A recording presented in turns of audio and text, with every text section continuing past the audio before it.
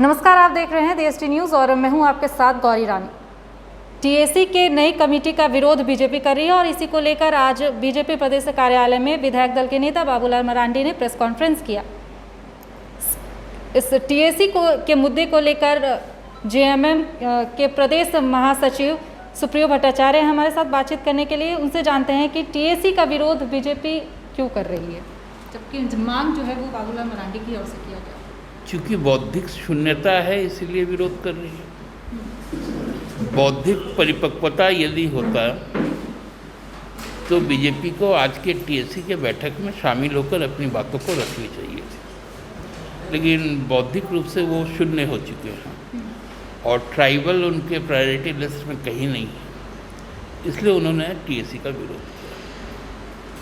अध्यक्ष मुख्यमंत्री हेमंत सोरेन के बनाए जाने का भी विरोध कर रहे हैं। देखिए, ये प्रेसिडेंस रहा है कि टीएसी का जब भी कोई अध्यक्ष होता है और ये तो उसका अध्यक्ष मुख्यमंत्री ही होते हैं। विगत 5 वर्षों में जब रघुवर जी का कार्यकाल था उस वक्त भी ये इश्यू उठा था कि टीएसी का अध्यक्ष एक स्पिरिट के तौर पे ट्राइबल को होना चाहिए, लेकिन चूँकि ये कॉन्स्टिट्यूशनल एक बॉडी हो जाता है तो उसके अध्यक्ष मुख्यमंत्री के तौर पर रघुवर जी रहे थे, जिसका हम लोगों ने विरोध किया था।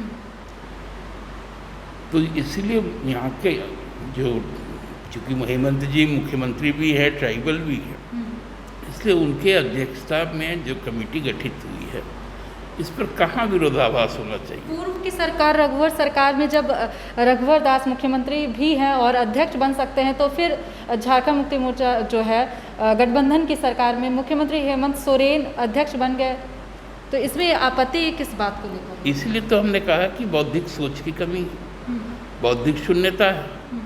जब आदमी सोचना विचारना बंद कर देता है तो इसी तरह से जो उन्मादी बातें हैं, जो पागलपन है, वो पागलपन सामने आ जाता है। ठीक है सर, इस वक्त जो अभिभावक हैं झारखंड के वो काफ़ी ज़्यादा चिंतित है, क्योंकि कुछ दिन पहले जो सूचना आई थी झारखंड सरकार की ओर से, डीसी ने जो आदेश दिया था उसमें कहा था कि फ़ीस जो है, ट्यूशन फीस जो है बस वही लिए जाएंगे। इसी को लेकर जो दिशा निर्देश है वो दिए गए थे, लेकिन अब वापस ले लिया गया है उस आदेश को। इस पर क्या कहेंगे?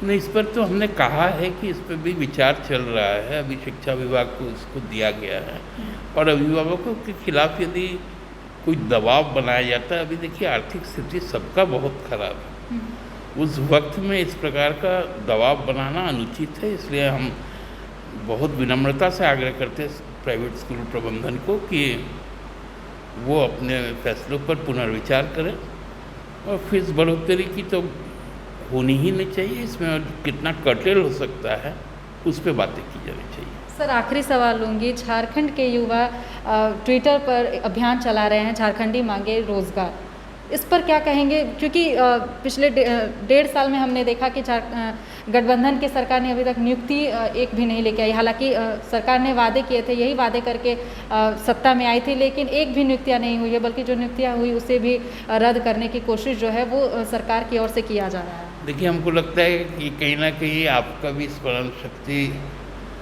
को कुछ बढ़ाना चाहिए।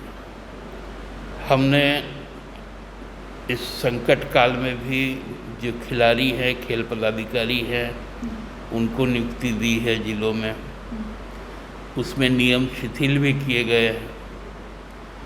हमने जो हमारी बेटियां बहनें जो तमिलनाडु में फंसी हुई थी उनको लाकर यहाँ पर उनकी भी सीधी नियुक्ति हुई है। हम लोगों ने कई तरह की नियुक्ति प्रक्रियाएं शुरू कर दी है।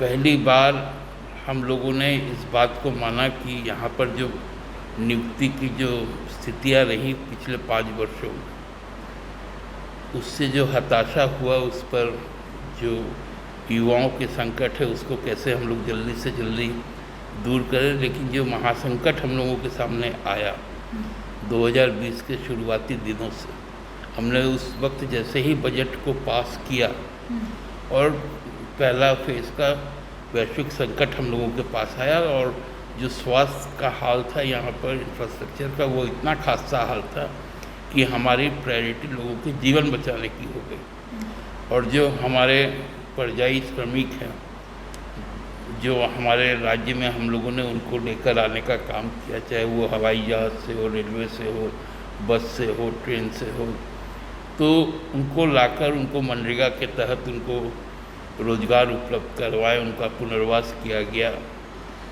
वैसे चुनौती को पार करते करते हम थोड़ा सा संभले थे कि इस बार का बजट भी उसी प्रकार से जैसे ही पास हुआ और पुनः दूसरा लहर आ गया, और ये लहर और भी सांघातिक तौर पर आया, भयावह तौर पे आया, और हम लोगों को फिर से उसी जीवन को बचाने के लिए, जीविका को बचाने के लिए संघर्ष करना पड़ा।